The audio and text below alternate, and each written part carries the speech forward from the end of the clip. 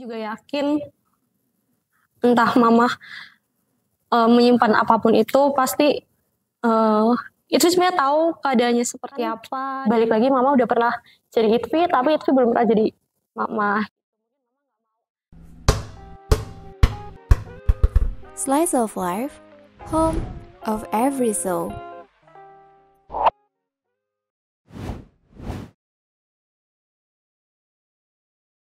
Perempuan dan impian adalah dua hal yang tak terpisahkan. Namun, dalam kehidupan, banyak skenario yang Tuhan ciptakan. Barangkali di persimpangan jalan, ia bertemu cinta yang menawarkan kebahagiaan. Tak lagi mengejar mimpinya di luar sana, ia merajut harapan dalam rumahnya. Halo, selamat datang di program Slice of Life, Home of Every Soul. Episode kali ini kita akan membahas tentang salah satu hubungan paling kompleks juga paling indah, yaitu hubungan antara ibu dan anak perempuan. Menariknya, ketika kita melihat sosok perempuan, mereka seringkali memegang peran ganda dalam kehidupan. Perempuan bukan hanya sebagai individu dengan mimpi dan identitasnya sendiri, tetapi juga sebagai pusat dalam keluarga, tempat bernaungnya kasih sayang, sekaligus nilai-nilai kehidupan. Mari bersama-sama mendengar kisahnya. Perkenalkan, nama saya Ramaduna Pribadi asal Purwokerto. Kesibukan selain sebagai ibu rumah tangga, saya juga sebagai karyawan laundry. Hai, aku Itfi, asal aku dari Purwokerto. Dan kesibukan aku sekarang sebagai mahasiswa dan fokus untuk bekerja. Halo, berikut terdapat beberapa pertanyaan yang ingin kami dengar jawabannya dari sudut pandang seorang ibu yang pernah menggenggam erat mimpinya namun kekal menjadi asa. Pernahkah ibu merasa ada mimpi yang harus dikorbankan demi keluarga? Jika ada, bagaimana rasanya saat itu? Saya pernah merasa ada mimpi yang harus saya korbankan karena harus menikah muda dan juga harus bekerja. Saat itu rasanya kecewa tapi harus tetap dinikmati. Menurut ibu, apakah seorang perempuan bisa mengejar mimpi sekaligus membangun keluarga atau memang harus memilih salah satunya? Menurut saya seorang perempuan bisa tetap mengejar mimpi dan tetap sekaligus tetap berkeluarga asal bisa membagi waktu bekerja dan mengurus keluarga. Mengapa akhirnya ibu memilih untuk berkeluarga? Jika diberi kesempatan mengulang waktu, apakah ibu akan tetap mengambil keputusan yang sama? Jika mengulang waktu, tetap saya akan memilih berkeluarga dan juga tetap bisa bekerja karena dengan berkeluarga dan bekerja hidup jadi lebih berwarna. Terima kasih atas jawabannya, Ibu. Sekarang, mari dengar sudut pandang dari seorang anak perempuan yang melihat ibu sebagai malaikat tak bersayapnya. Apa arti mimpi buat kamu pribadi sebagai seorang perempuan? Apakah kamu merasa bebas untuk mengejarnya? Mimpi itu tujuan, tapi dulu perempuan itu selalu direndahkan. Sampai akhirnya sekarang banyak loh perempuan yang bisa memimpin, mengambil keputusan. Dan menurut aku, sekarang aku bebas untuk mengejar mimpi itu. Karena sekarang perempuan bisa jadi apapun. Dan perempuan itu pasti bisa diandalkan. Mungkin kalau dulu iya, perempuan hanya sebagai ibu rumah tangga, hanya di rumah. Tapi sekarang perempuan itu bahkan bisa sebagai ibu rumah tangga dan dia juga bisa mengejar mimpinya. Kalau kamu punya mimpi besar, sejauh mana kamu rela berkorban untuk itu atau apakah ada batasnya? Sejauh mana untuk rela berkorban? Itu pasti, karena yang namanya tujuan, itu pasti perlu banyak pengorbanan dari segi waktu, tenaga, bahkan menurut aku itu bukanlah pengorbanan, tapi itu adalah pengalaman. Dan banyak loh pengalaman yang bisa kita ambil untuk bisa menggapai mimpi itu. Kalau aku dulu, aku pengen semua orang tahu aku. Dulu aku pengen jadi penyanyi, tapi kalau buat sekarang, aku pengen jadi MC. Dan apa yang aku harus relakan? Ya, aku harus berani untuk bicara, aku harus berlatih. Semua kegiatan yang bisa aku ikutin, aku selalu ingin menjadi MC. Ketika melihat perjalanan hidup ibu, Apakah itu memengaruhi cara kamu dalam memandang mimpi sebagai seorang perempuan? Kalau menurut aku iya ya, karena ibu tuh kan selalu ada di samping kita, di rumah, dimanapun gitu, dan ibu ini adalah sosok yang selalu tahu tentang kita gitu. Dan menurut aku, ibu aku sendiri, dia adalah role model buat aku, karena melihat dia adalah wanita yang tangguh, dia bisa diandalkan oleh semua orang, dan mama tuh nggak pernah takut apapun. Itu menjadi salah satu contoh buat aku bahwa ya aku nggak perlu takut melakukan apapun, dan mama selalu kasih kebebasan ke aku. Dari situ aku selalu berprinsip bahwa ya aku harus memegang kepercayaan itu. Apapun aku lakukan, apapun yang bisa aku coba pasti akan aku coba. Dan itu menjadi sedikit pengalaman sih buat aku. Mama pun ya selalu support, gak ada larangan apapun. Jadi sosok ibu adalah, kalau aku bisa bilang, dia support banget sih. Penting banget di hidup kita. Jadi ya buat apa gitu kita udah mati-matian ngejar mimpi, tapi ternyata tidak ada orang yang dibaliknya gitu. Jadi kalau aku melihat mama itu bisa dibilang dia tuh benar-benar sosok yang ada selalu di samping aku, mau itu lagi aku susah, senang gitu. Cerita sedikit apapun lah, pasti aku selalu bilang ke mama. Ketika aku udah masalah, dia nggak pernah nyalain aku sedikit pun gitu, dan pasti selalu membiarkan anaknya menyelesaikan masalah sendiri. Itu sih yang bikin aku tertantang ya. Jadi aku pikir bahwa perempuan itu pasti bisa kok hidup sendiri, bukan untuk menjadi pribadi yang keras kepala, tapi perempuan itu bisa diandalkan. Nggak cuma di rumah, ketika di luar perempuan bisa jadi apapun. Ketika tidak ada lelaki yang bisa diandalkan, kita bisa gitu.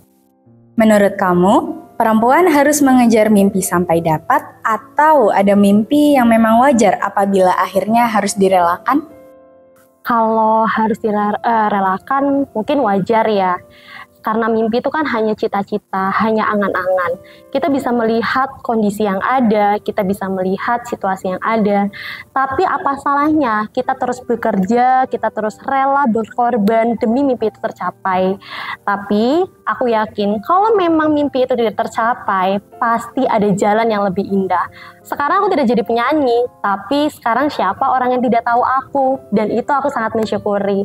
Mungkin kalau dulu aku mati-matian untuk mengejar jadi penyanyi, belum tentu orang tahu aku. Tapi ketika aku merelakan, aku fokus dengan apa yang aku bisa dan apa yang bisa aku kerjakan, ya aku merasa semua terbayarkan. Jadi direlakan itu wajar. Kalian gak perlu takut, kalian gak perlu sedih. Ada fasenya ketika kalian mungkin merasa bahwa kok mimpi aku tidak tercapai ya. Tapi coba fokus dengan hal lain. Kalian bisa melihat apa sih yang bisa dikerjakan di depan mata. Dan aku yakin dengan fokus itu semuanya akan terbayarkan. Apa pesan atau harapanmu untuk perempuan lain di luar sana yang mungkin sedang ada di persimpangan antara mimpi dan realita? Untuk pesannya, kalian hanya fokus dalam satu hal. Mimpi dan realita itu memang harus perlu dipertimbangkan. Tapi aku yakin dengan kamu fokus ke satu hal, semua akan berdampingan. Ketika mimpimu, cita-citamu belum tercapai, tapi kamu fokus kepada realitamu, ya aku yakin di situ jalan yang terbaik buat kamu bisa menerus. Jadi tidak perlu banyak pertimbangan, kamu terlalu buang-buang waktu buat memakan itu semua. Sekarang cukup dengan satu hal, fokus, kerjakan, dan aku yakin mimpi yang kamu relakan itu ternyata nggak baik buat kamu. Terima kasih sudah berbagi cerita dari perspektif masing-masing. Sekarang terdapat kesempatan untuk saling bertanya tentang hal yang selama ini ingin diutarakan. Silakan tulis satu pertanyaan di kertas yang telah tersedia.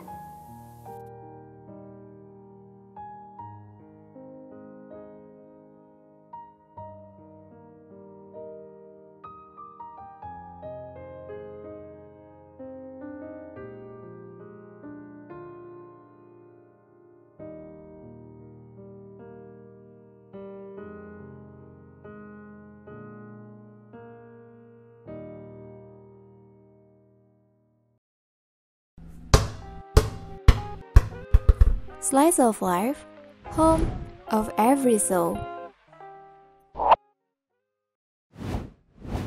Ibu dan anak perempuan selalu memiliki ikatan yang kuat. Entah perihal yang kita semua tahu, atau perihal yang hanya mereka berdua yang tahu. Ikatan tak ternilai yang selalu mengikat tanpa bertaut dengan geografis yang ada hingga waktu yang terlewat. Perihal perasaan, pertanyaan yang kini mereka akan utarakan dalam tulisan.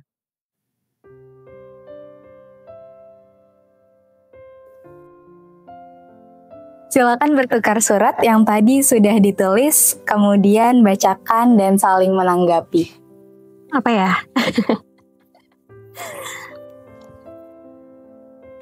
Kita lihat. Tulis apa mama nih?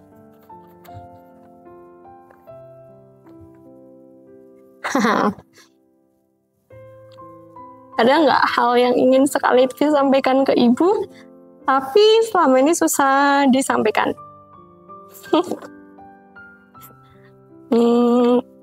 Nggak ada sih, karena kan ya selama ini mama udah kasih kepercayaan ke Itfi. Itfi pun udah berusaha sebaik mungkin jaga kepercayaan itu. Semua yang Itfi lakuin mama tahu. Ya sebisa mungkin dari dulu itu selalu ngejaga, nggak pernah aneh-aneh. Walaupun mama juga tahu teman-teman Itfi juga, ya siapa aja pasti Itfi temenin. Ya aku mau cuma ngucapin makasih buat mama udah selalu support, udah selalu ada. Dan ya maaf juga karena pasti Itfi selalu nyusahin. Itfi selalu dikit-dikit mama. Ya emang karena nggak bisa jauh juga dari mama, dari dulu selalu mama. Terus tambahan sekarang ada adik, dan ya mau ngucapin makasih.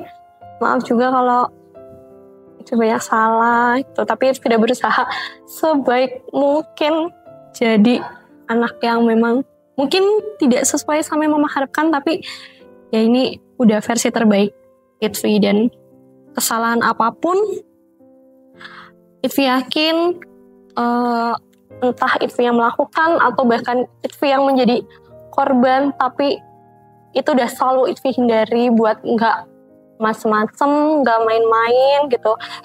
Ya Itfi juga ngeliat mama juga orang yang kuat, bisa diandelin sama siapapun. Itfi belajar banyak. Ya Itfi pengen Itfi juga bisa kayak gitu. Setiap Itfi ketemu sama orang pasti selalu kepikiran bahwa ya aku harus bisa diandalkan oleh siapapun, karena ya Itfi juga nyontoh dari mama gitu. Dan Itfi juga yakin entah mama menyimpan apapun itu, pasti Itfi sebenarnya tahu keadaannya seperti apa. Dan ya Itfi selalu berusaha buat tenang, Itfi berusaha buat tahu kondisi mama seperti apa.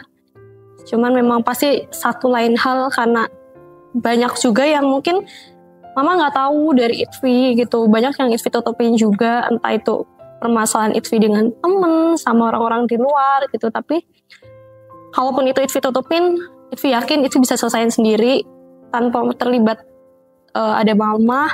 Itfi yakin di situ Itfi nggak akan macem-macem, karena yang paling penting ya Itfi harus ngejaga kepercayaan mama buat selama ini.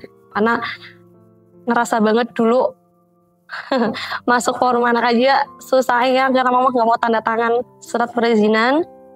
Tapi ketika ternyata orang-orang rumah tahu Itfi ini punya peranan penting di sekolah, apalagi mama ketika ke sekolah, mama kemanapun, ternyata banyak orang yang tahu Itfi tuh suatu kebanggaan buat Itfi.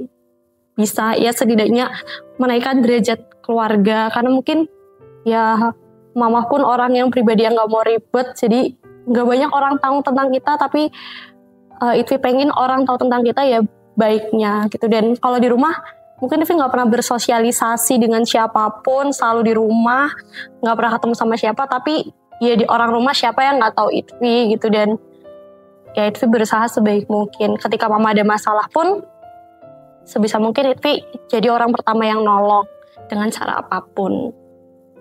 Jadi Itfi mau ngucapin makasih dan maaf juga ke mama kalau banyak salah. Dan tapi benar-benar Itfi ngucapin terima kasih supportnya, dukungannya sampai bisa kayak gini. Ya Itfi janji bakal jaga kepercayaan mama. Mama percaya semua yang dilakukan Itfi.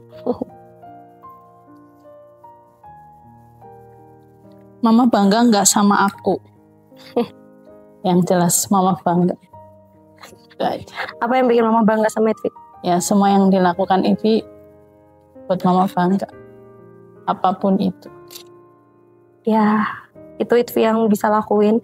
Mungkin sesimpel waktu itu tiba-tiba di grup RT RW muncul karena Itfi ketemu sama menteri, Itfi bisa ketemu sama orang-orang penting, bahkan di notice mereka pun tahu Itfi gitu, dan Mama ternyata tahu dari orang lain. Itu menurut Itfi semoga itu bisa membanggakan Mama. Dan ya ketika privilege yang ada lah itu, Mama ingin apa dan Itfi bisa mempermudah itu dengan perjuangan Itfi sekarang.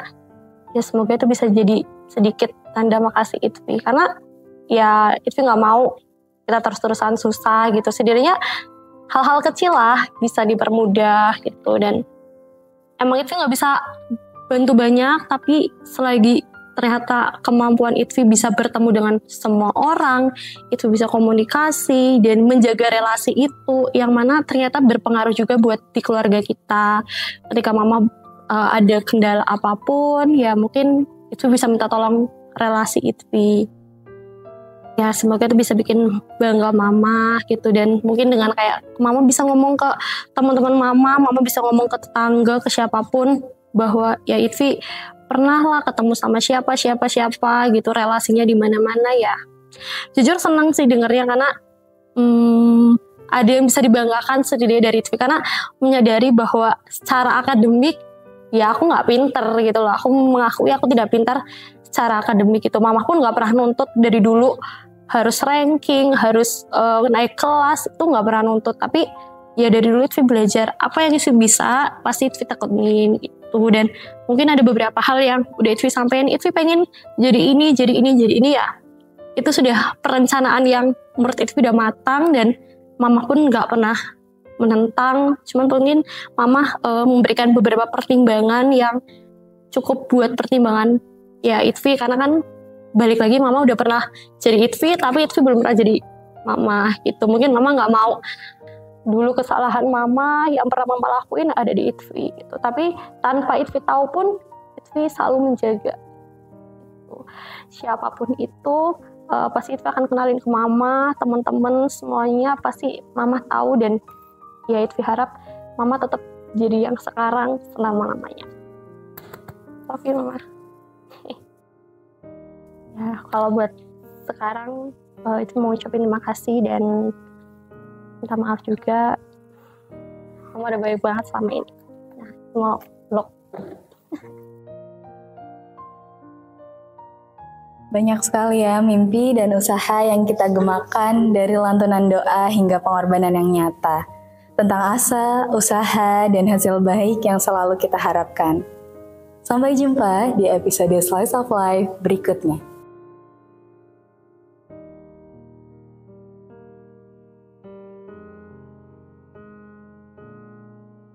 Pada akhirnya, kita harus percaya bahwa mimpi adalah ruang yang benar adanya.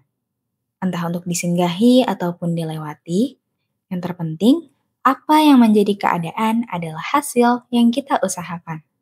Sebab, mimpi kita semua berharga kan?